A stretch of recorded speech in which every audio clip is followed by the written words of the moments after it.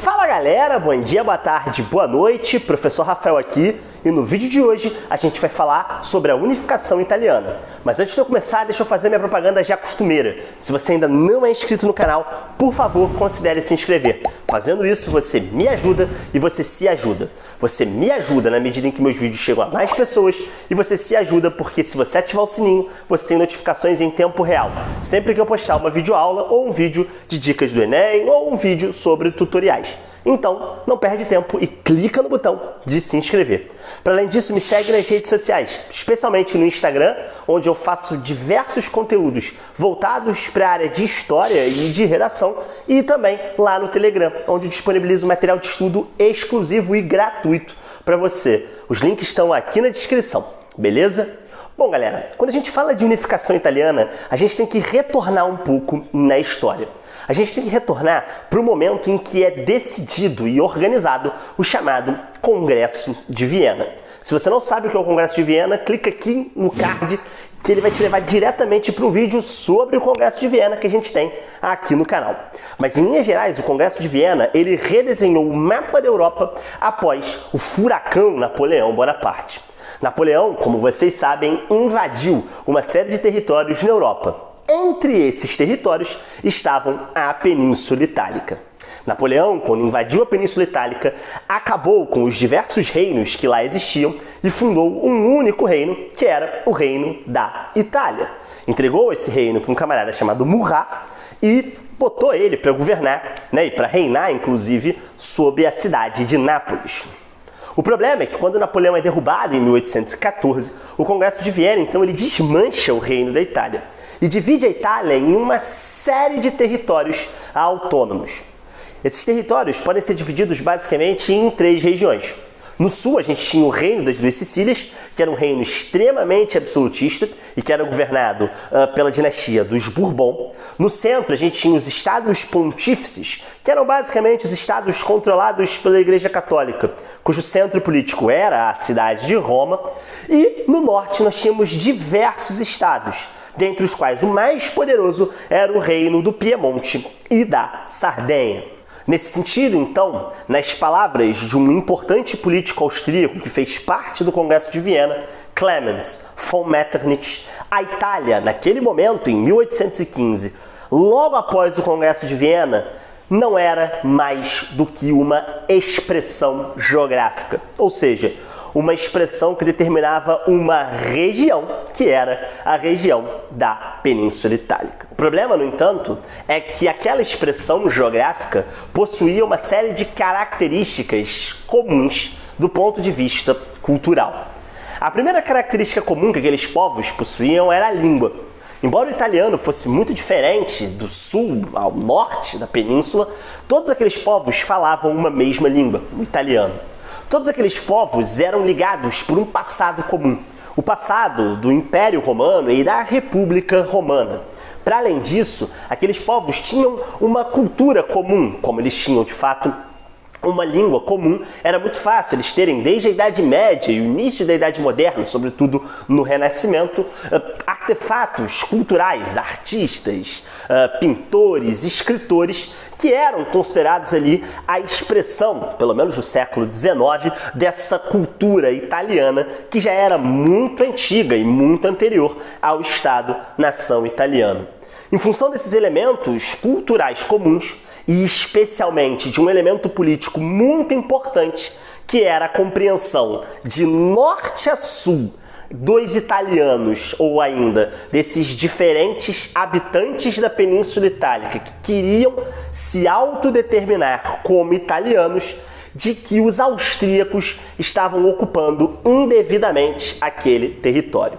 Em linhas gerais, o Congresso de Viena havia transformado a região da Península Itálica em uma zona de influência do Império Austríaco. Naquele momento, o império mais poderoso, juntamente com o Império Inglês, do mundo. E é contra isso que o movimento de unificação da Itália vai se lançar. Contra o absolutismo representado pela Áustria e contra a intervenção política representada também pela Áustria e pelo Congresso de Viena. Nos anos 20 do século XIX vai ganhar força uma organização, uma sociedade secreta que vai ser a primeira a mencionar e a tentar realizar algum intento, alguma tentativa de promover a unificação italiana. Essa organização secreta é a Carbonaria. Na Carbonaria... Gente, é daí que vem o espaguete à carbonara, se você está se perguntando? Na Carbonaria, uma organização que ficou muito poderosa, especialmente no sul da Itália, o objetivo basicamente era não só unificar a Itália, mas proclamar a República. Dentro da Carbonaria vão se destacar uma série de líderes da unificação italiana, entre os quais destacam-se dois Giuseppes. O primeiro, o Giuseppe Mazzini, e o segundo, o Giuseppe Garibaldi. Esses dois líderes, basicamente, eles vão tentar, ali por volta dos anos 20 e dos anos 30, realizar uma série de movimentos de luta, não só pela unificação italiana, mas também contra o absolutismo monárquico. No entanto, esses movimentos eles serão fracassados, haja vista que a Carbonaria, como era uma sociedade secreta, tinha muito pouca penetração entre os setores populares. Nesse sentido, então, era necessário transformar aquela luta, que era uma luta restrita, ou seja, secreta, em uma luta popular. E isso vai acontecer, sobretudo, a partir dos anos 30, e em duas localidades diferentes da Itália. No norte, em 1831, assumirá a coroa do reino do Piemonte da Sardenha um rei chamado Carlos Alberto I. Carlos Alberto I era um rei liberal. E nesse sentido, então, era um rei que defendeu uma aproximação entre a nobreza italiana e a burguesia. Então, o reino do Piemonte da Sardenha foi o primeiro reino da Península Itálica, por exemplo, a ter uma constituição, que eles chamavam naquela época de Estatuto Fundamental. Essa Constituição, ela adotava um parlamento, um poder legislativo no qual a burguesia poderia se expressar politicamente e produzir leis. Nesse sentido, o Estado do Piemonte da Sardenha se tornou o primeiro Estado liberal burguês naquela península. O que agradava enormemente, logicamente, a burguesia, em busca de uma unificação para expandir os seus mercados consumidores. Vale ressaltar que o Estado do Piemonte da Sardenha era um Estado bastante industrializado na época e que buscava, lógico, se inserir na dinâmica econômica do século XIX europeu, ou seja, na dinâmica da expansão dos mercados consumidores. Por outro lado, no sul e no centro, começam a surgir outros movimentos de unificação. Esses, derivados da Carbonaria, vão ficar conhecidos como a Jovem Itália. Ao contrário do Ressurgimento, que defendia a recuperação da grandeza italiana, tal qual ela existiu durante o Império Romano, a Jovem Itália não apelava para essa forma monárquica. E, sobretudo, não apostava no protagonismo do Piemonte da Sardenha e do rei do Piemonte da Sardenha para executar essa unificação. Ao contrário, eles defendiam a formação de um novo país. Um país que fosse republicano e um país, especialmente, que fosse voltado contra os privilégios da nobreza. Então, em certo sentido, eles tinham objetivos comuns.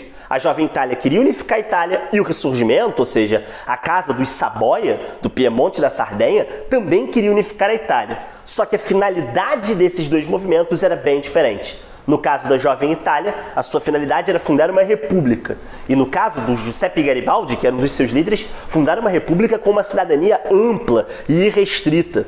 Uma cidadania, inclusive, que tiraria a condição de miséria dos camponeses do sul da Itália, que era gritante. No caso do Piemonte da Sardenha e do Ressurgimento, representado por um conde chamado de Conde de Cavour, cujo nome era Camillo de Benso, muito próximo da família dos Saboia, reis do estado do Piemonte da Sardenha, a ideia era fundar uma monarquia liberal. Uma monarquia que, a partir da Casa dos Saboia, conseguisse impor a unificação para o sul e para o centro, e, impondo essa unificação, conseguisse expandir os mercados consumidores da burguesia que apoiava essa monarquia.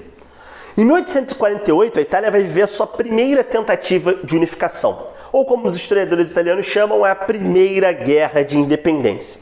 Nessa Primeira Guerra de Independência, a fragmentação desses dois movimentos vai ficar muito clara. Enquanto o Piemonte e a Sardenha decretam guerra contra a Áustria, no sul, o movimento da Jovem Itália vai tentar proclamar 3 repúblicas diferentes, em 3 localidades diferentes. 1848, como a gente já discutiu aqui no canal, foi o ano da Primavera dos Povos. Toda a Europa estava vivendo movimentos de contestação ao absolutismo e de ascensão de novas nacionalidades. E a Península Itálica não era diferente. A República Romana, no caso do centro e do sul da Itália, ela foi a mais importante porque ela envolveu, por exemplo, o fato de que os revolucionários, liderados por Mazzini e por Garibaldi, conseguiram tomar Roma do controle da Igreja Católica, expulsando o Papa de Roma. Ao mesmo tempo em que essa luta estava acontecendo no centro e no sul, ao norte, o Piemonte e a Sardenha entravam em guerra contra a Áustria. O problema dessa guerra é que ela termina com a derrota do Piemonte e da Sardenha. No centro, resgatados pelos franceses, a Igreja Católica consegue restaurar a ordem. Essa primeira guerra de independência ela é um fracasso, tanto no norte como no centro e também no sul. No norte, no Piemonte e na Sardenha, o rei Carlos Alberto é obrigado a abdicar do trono em favor de seu filho, Vítor Emanuel II. Tem início uma segunda fase da unificação italiana, que também vai ficar conhecida como a Segunda Guerra de Independência ou ainda o momento auge do Ressurgimento. Por quê? Vítor Emanuel II vai perceber o óbvio. Ele vai perceber que era necessário unificar o país e unificar a luta pela formação da Itália com a jovem Itália para conseguir derrotar um inimigo muito poderoso, que era, logicamente, a Áustria. Nesse sentido, então, a jovem Itália e suas lideranças, como Giuseppe Mazzini e Giuseppe Garibaldi, vão se aproximar do reino do Piemonte e da Sardenha. Em 1859, o reino do Piemonte e da Sardenha decreta guerra novamente à Áustria, só que dessa vez em aliança com os revolucionários do Sul. Garibaldi é nomeado, só para vocês terem uma ideia, comandante de armas e general do exército do Piemonte e da Sardenha. Garibaldi é enviado numa expedição para lutar contra o Reino das Duas Sicílias, que era aliado dos austríacos, ao mesmo tempo em que o Piemonte e a Sardenha decretam guerra contra a Áustria. Em 1859, essa guerra termina agora com o triunfo do Piemonte e da Sardenha. E por outro lado, no sul, termina com um triunfo de Garibaldi na chamada Expedição dos 1000 Homens, ou ainda dos Camisas Vermelhas, que eram como os homens de Garibaldi eram conhecidos, contra o Reino das Duas Sicílias.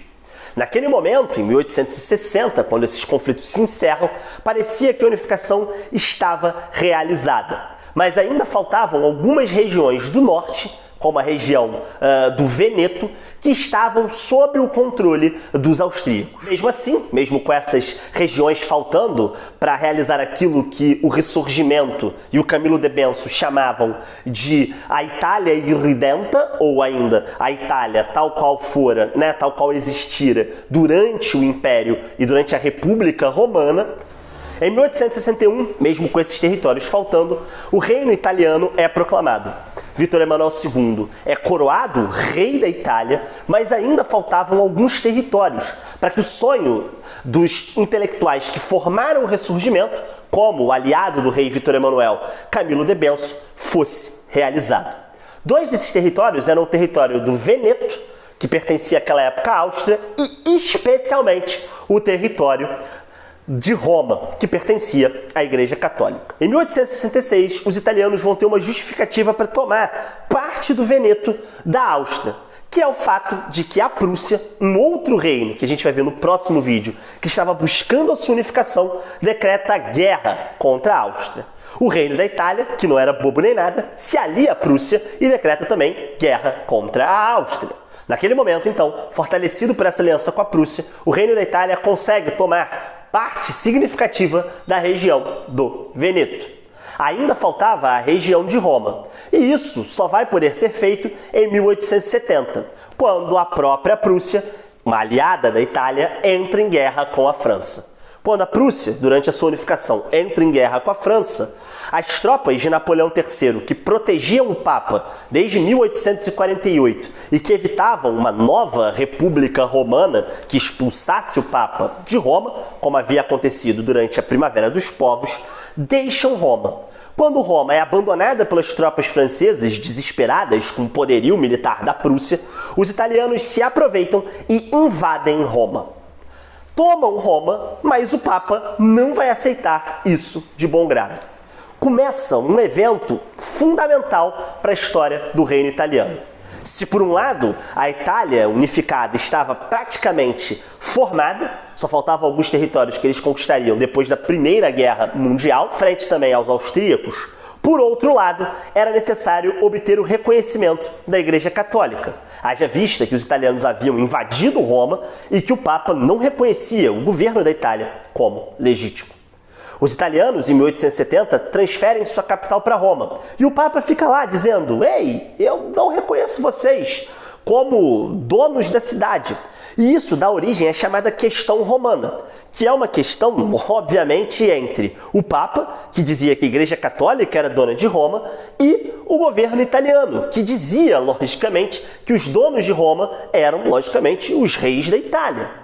Essa questão ela só vai ser resolvida em 1929 a partir de um tratado conhecido como o Tratado de Latrão, feito por Benito Mussolini, ditador fascista da Itália. Se você quiser saber mais sobre esse tratado, sobre quem foi Benito Mussolini, clica aqui em cima no card e vai lá para o nosso vídeo de ascensão do fascismo na Itália, que eu vou te explicar tudo sobre o Mussolini. Mas o Tratado de Latrão ele é muito importante por quê? Em primeiro lugar, porque ele cria o Estado independente do Vaticano, dentro de Roma, que é um Estado que tem pouco mais de um quarteirão, controlado autonomamente pela Igreja Católica. E por outro lado, em troca, o Papa reconhecia que Roma era um território italiano. Para além disso, a religião católica ela era determinada como a única e a religião oficial do Estado italiano. Então foi um grande acordão entre a Igreja Católica e os italianos para resolver uma questão antiga, que desde 1870 impedia, num país que era extrema e incrivelmente católico, o reconhecimento pleno da sua unificação. Bom, galera, essa foi a nossa aula sobre o processo de unificação da Itália. Eu espero que vocês tenham gostado. Caso vocês tenham gostado, deixa o like de vocês aí e compartilha com os amiguinhos de vocês, beleza? Um beijo, um queijo, um abraço e até a próxima!